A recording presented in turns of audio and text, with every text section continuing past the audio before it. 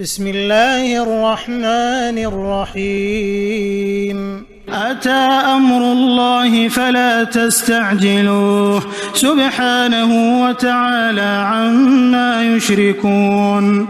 ينزل الملائكة بالروح من أمره على من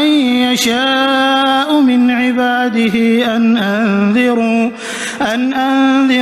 أنه لا إله إلا أنا فاتقون خلق السماوات والأرض بالحق تعالى عما يشركون خلق الإنسان من نطفة فإذا هو خصيم مبين والأنعام خلقها لكم فيها دفء ومنافع ومنها تأكلون ولكم فيها جمال حين تريحون وحين تسرحون وتحمل أثقالكم إلى بلد لم تكونوا بالغيه إلا بشق الأنفس إن ربكم لرؤوف رحيم والخيل والبغال والحمير لتركبوها وزينة ويخلق ما لا تعلمون وعلى الله قصد السبيل ومنها جائر ولو شاء لهداكم أجمعين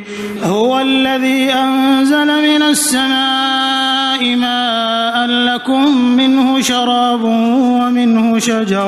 ومنه شجر فيه تسيمون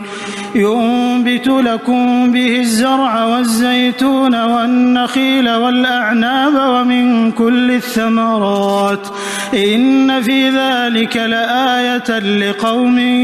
يتفكرون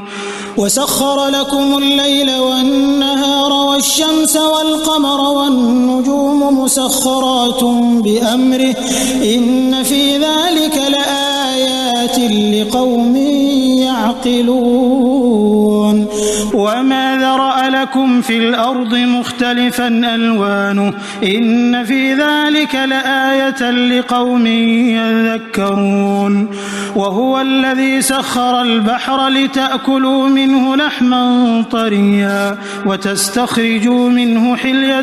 تلبسونها وترى الفلك مواخر فيه ولتبتغوا من فضله ولعلكم تشكرون وألقى في الأرض رواسي أن تميد بكم وأنهارا وسبلا لعلكم تهتدون وعلامات وبالنجم هم يهتدون أفمن يخلق كمن لا يخلق أفلا تذكرون وإن تعدوا نعمة الله لا تحصوها إن الله لغفور رحيم والله يعلم ما تسرون وما تعلنون والذين يدعون من دون الله لا يخلقون شيئا وهم يخلقون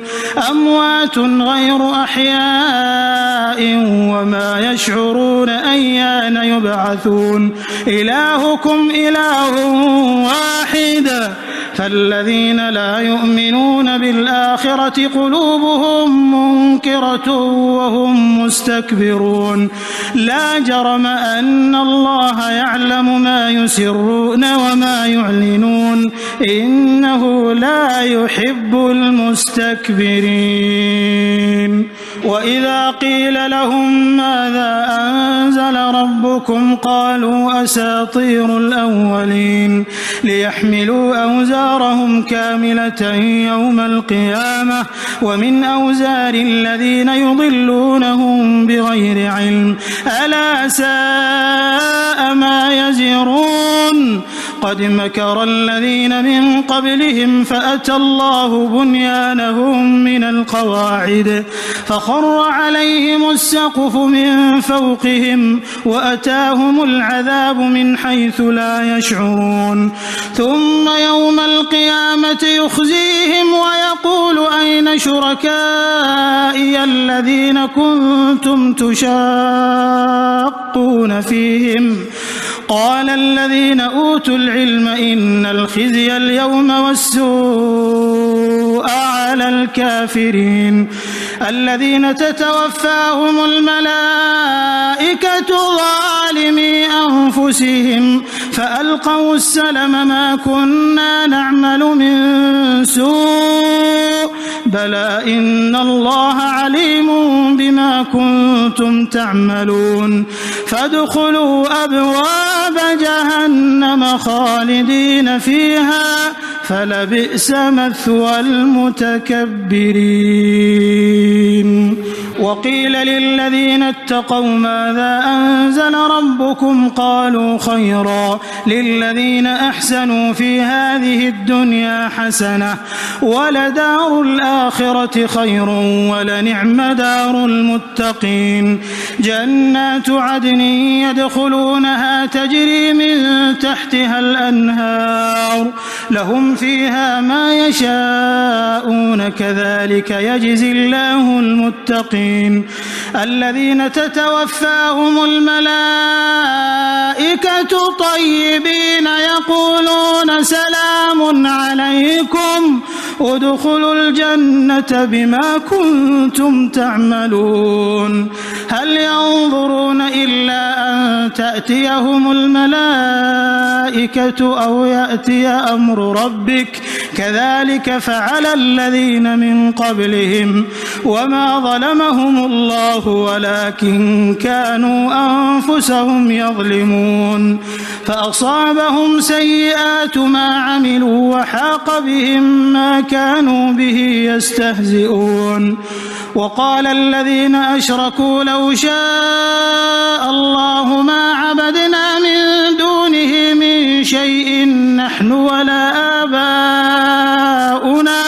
ولا حرمنا من دونه من شيء كذلك فعل الذين من قبلهم فهل على الرسل إلا البلاغ المبين ولقد بعثنا في كل أمة رسولا أن اعبدوا الله واجتنبوا الطاغوت فمنهم من هدى الله ومنهم من حقت عليه الضلالة فسيروا في الأرض فانظروا كيف كان عاقبة المكذبين إن تحرص على هداهم فإن الله لا يهدي من يضل وما لهم من ناصرين وأقسموا بالله جهد أيمانهم لا يبعث الله من يموت بلى وعدا عليه حقا ولكن أكثر الناس لا يعلمون ليبين لهم الذي يختلفون فيه وليعلم الذين كفروا أنهم كانوا كاذبين إنما قولنا لشيء إذا أردناه أن نقول له كن فيكون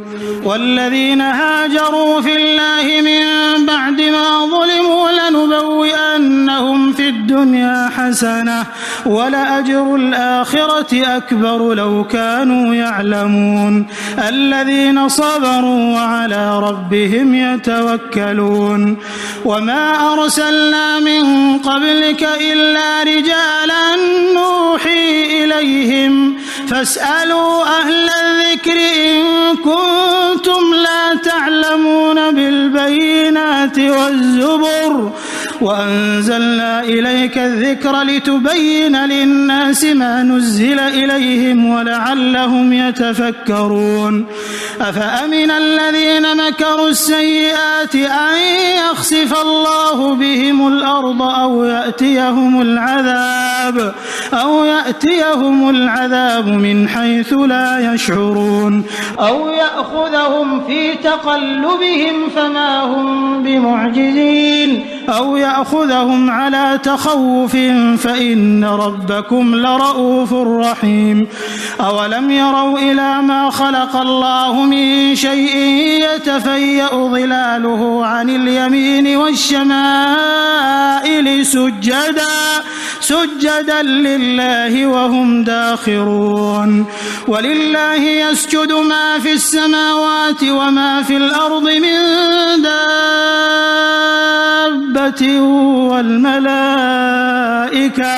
والملائكة وهم لا يستكبرون يخافون ربهم من فوقهم ويفعلون ما يؤمرون. وقال الله لا تتخذوا إلهين اثنين إنما هو إله واحد فإياي فارهبون وله ما في السماوات والأرض وله الدين واصبا أفغير الله تتقون وما بكم من نعمة فمن الله ثم إذا مسكم الضر فإليه تجأرون ثم إذا كشف الضر عنكم إذا فريق منكم بربهم يشركون ليكفروا بما آتيناهم فتمتعوا فسوف تعلمون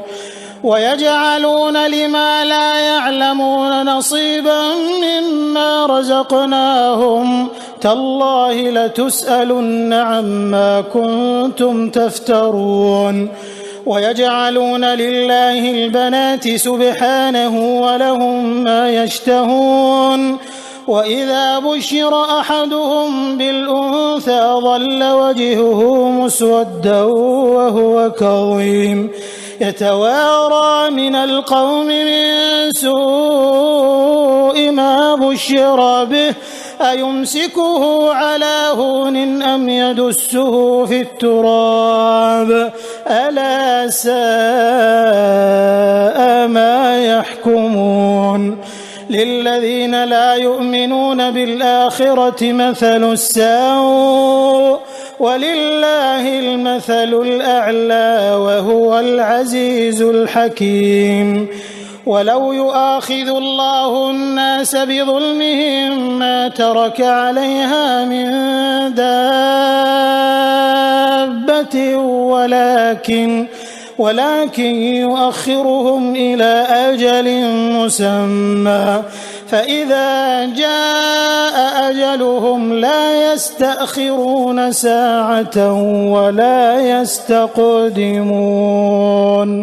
ويجعلون لله ما يكرهون وتصف ألسنتهم الكذب أن لهم الحسنى لا جرم أن لهم النار وأنهم مفرطون تالله لقد أرسلنا إلى من قبلك فزين لهم الشيطان أعمالهم فهو وليهم اليوم ولهم عذاب أليم وما أنزلنا عليك الكتاب إلا لتبين لهم الذي اختلفوا فيه وهدى ورحمة لقوم يؤمنون والله أنزل من السماء ماء فأحيا به الأرض بعد موتها إن في ذلك لآية لقوم يسمعون وإن لكم في الأنعام لعبرة نسقيكم مما في بطونه من بين فرث ودم لبنا خالصا سائغا للشاربين ومن ثمرات النخيل والأعناب تتخذون منه سكرا ورزقا حسنا إن في ذلك لآية لقوم يعقلون وأوحى ربك إلى النحل أن اتخذي من الجبال بيوتا ومن الشجر ومما يعرشون ثم كلي من كل الثمرات فاسلكي سبل ربك ذللا يخرج من بطونها شراب مختلف ألوانه فيه شفاء للناس إن في ذلك لآية لقوم يتفكرون والله خلقكم ثم يتوفاكم ومنكم من يرد إلى أرذل العمر لكي لا يعلم بعد علم شيئا إن الله عليم قدير والله فضل بعضكم على بعض في الرزق فما الذين فضلوا براد رزقهم على ما ملكت أيمانهم فهم فيه سواء أفبنعمة الله يجحدون والله جعل لكم من أنفسكم أزواجا وجعل لكم من أزواجكم بنين وحفدة ورزقكم من الطيبات أفبالباطل يؤمنون وبنعمة الله هم يكفرون ويعبدون من دون الله ما لا يملك لهم رزقا من السماوات والأرض شيئا ولا يستطيعون فلا تضربوا لله الأمثال إن الله يعلم وأنتم لا تعلمون ضرب الله مثلا عبدا مملوكا لا يقدر على شيء ومن رزقناه منا رزقا حسنا فهو ينفق منه سرا وجهرا هل يستوون الحمد لله بل أكثرهم لا يعلمون وضرب الله مثلا رجلين أحدهما أبكم لا يقدر على شيء وهو كل على مولاه أينما يوجهه لا يأتي بخير هل يستوي هو ومن يأمر بالعدل وهو على صراط مستقيم ولله غيب السماوات والأرض وما أمر الساعة إلا كلمح البصر أو هو أقرب إن الله على كل شيء قدير والله أخرجكم من بطون أمهاتكم لا تعلمون شيئا وجعل لكم السمع والأبصار والأفئدة لعلكم تشكرون ألم يروا إلى الطير مسخرات في جو السماء ما يمسكهن إلا الله إن في ذلك لآيات لقوم يؤمنون والله جعل لكم من بيوتكم سكنا وجعل لكم من جلود الأنعام بيوتا تستخفونها يوم ظعنكم ويوم إقامتكم ومن أصوافها وأوبارها وأشعارها أثاثا ومتاعا إلى حين والله جعل لكم مما خلق ظلالا وجعل لكم من الجبال أكنانا وجعل لكم سرابيل تقيكم الحر وسرابيل تقيكم بأسكم كذلك يتم نعمته عليكم لعلكم تسلمون فإن تولوا فإنما عليك البلاغ المبين يعرفون نعمة الله ثم ينكرونها وأكثرهم الكافرون ويوم نبعث من كل أمة شهيدا ثم لا يؤذن للذين كفروا ولا هم يستعتبون وإذا رأى الذين ظلموا العذاب فلا يخفف عنهم ولا هم ينظرون وإذا رأى الذين أشركوا شركاءهم قالوا ربنا هؤلاء شركاؤنا الذين كنا ندعو من دونك فألقوا إليهم القول إنكم لكاذبون وألقوا إلى الله يومئذ السلم وضل عنهم ما كانوا يفترون الذين كفروا وصدوا عن سبيل الله زدناهم عذابا فوق العذاب بما كانوا يفسدون ويوم نبعث في كل أمة شهيدا عليهم من أنفسهم وجئنا بك شهيدا على هؤلاء ونزلنا عليك الكتاب تبيانا لكل شيء وهدى ورحمة وبشرى للمسلمين. إن الله يأمر بالعدل والإحسان وإيتاء ذي القربى وينهى عن الفحشاء والمنكر والبغي يعظكم لعلكم تذكرون. وأوفوا بعهد الله إذا عاهدتم ولا تنقضوا الأيمان بعد توكيدها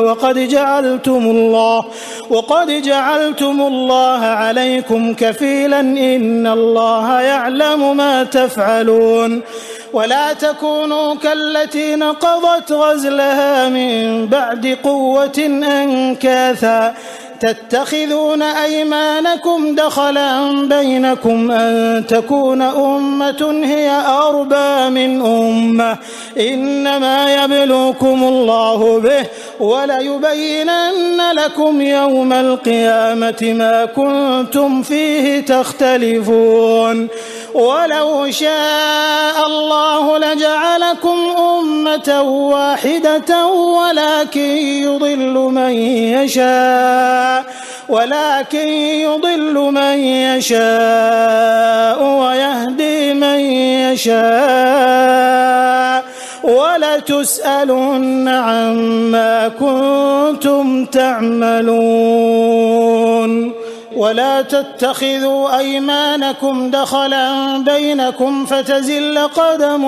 بعد ثبوتها وتذوقوا السوء بما صددتم عن سبيل الله ولكم عذاب عظيم. ولا تشتروا بعهد الله ثمنا قليلا إنما عند الله هو خير لكم إن كنتم تعلمون. ما عندكم ينفد وما عند الله باق ولنجزين الذين صبروا أجرهم بأحسن ما كانوا يعملون. من عمل صالحا من ذكر أو أنثى وهو مؤمن فلنحيينه حياة طيبة ولنجزينهم أجرهم بأحسن ما كانوا يعملون. فإذا قرأت القرآن فاستعذ بالله من الشيطان الرجيم إنه ليس له سلطان على الذين آمنوا وعلى ربهم يتوكلون. إنما سلطانه على الذين يتولونه والذين هم به مشركون. وإذا بدلنا آية مكان آية والله أعلم بما ينزل قالوا إنما أنت مفتر بل أكثرهم لا يعلمون. قل نزله روح القدس من ربك بالحق ليثبت الذين آمنوا وهدى وبشرى للمسلمين. ولقد نعلم أنهم يقولون إنما يعلمه بشر لسان الذي يلحدون إليه أعجمي وهذا لسان عربي مبين. إن الذين لا يؤمنون بآيات الله لا يهديهم الله ولهم عذاب أليم. إنما يفتري الكذب الذين لا يؤمنون بآيات الله وأولئك هم الكاذبون. من كفر بالله من بعد إيمانه إلا من أكره وقلبه مطمئن بالإيمان ولكن من شرح بالكفر صدرا فعليهم غضب من الله ولهم عذاب عظيم. ذلك بأنهم استحبوا الحياة الدنيا على الآخرة وأن الله لا يهدي القوم الكافرين. أولئك الذين طبع الله على قلوبهم وسمعهم وأبصارهم وأولئك أولئك هم الغافلون لا جرم أنهم في الآخرة هم الخاسرون ثم إن ربك للذين هاجروا من بعد ما فتنوا ثم جاهدوا وصبروا إن ربك من بعدها لغفور رحيم يوم تأتي كل نفس تجادل عن نفسها وتوفى كل نفس ما عملت وهم لا يظلمون وضرب الله مثلا قرية كانت آمنة مطمئنة يأتيها رزقها رغدا من كل مكان فكفرت بأنعم الله فأذاقها الله لباس الجوع والخوف بما كانوا يصنعون ولقد جاءهم رسول منهم فكذبوه فأخذهم العذاب وهم ظالمون فكلوا مما رزقكم الله حلالا طيبا واشكروا نعمة الله إن كنتم إياه تعبدون إنما حرم عليكم الميتة والدم ولحم الخنزير وما أهل لغير الله به فمن اضطر غير باغ ولا عاد فإن الله غفور رحيم ولا تقولوا لما تصف ألسنتكم الكذب هذا حلال وهذا حرام لتفتروا على الله الكذب إن الذين يفترون على الله الكذب لا يفلحون متاع قليل ولهم عذاب أليم وعلى الذين هادوا حرمنا ما قصصنا عليك من قبل وما ظلمناهم ولكن كانوا أنفسهم يظلمون ثم إن ربك للذين عملوا السوء بجهالة ثم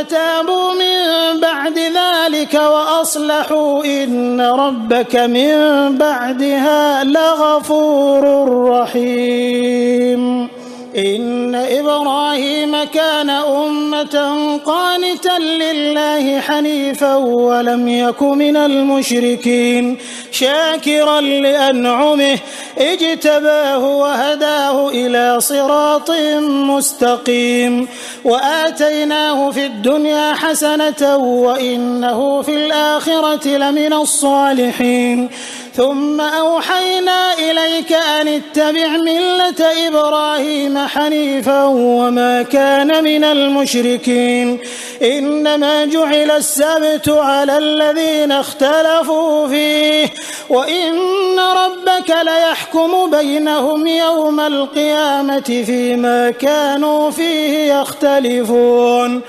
ادع إلى سبيل ربك بالحكمة والموعظة الحسنة وجادلهم بالتي هي أحسن إن ربك هو أعلم بمن ضل عن سبيله وهو أعلم بالمهتدين وإن عاقبتم فعاقبوا بمثل ما عوقبتم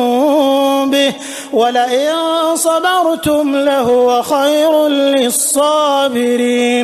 واصبر وما صبرك إلا بالله ولا تحزن عليهم ولا تك في ضيق مما يمكرون إن الله مع الذين اتقوا والذين هم محسنون